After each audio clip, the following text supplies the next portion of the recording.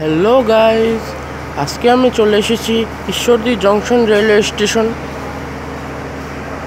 আজকে আমি এই ট্রেনে যে দেখতে পাচ্ছেন, এই ট্রেনে আধা ঘন্টার জার্নি করব। সো সাথে থাকবেন বন্ধুরা।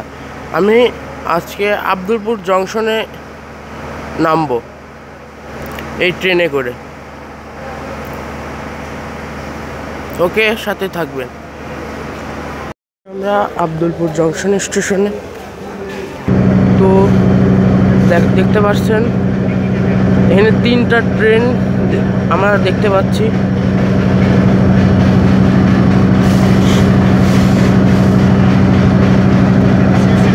তো এই ট্রেনটা হচ্ছে তিতুমির এক্সপ্রেস এবং এই ট্রেনে আমরা আসলাম আজকে।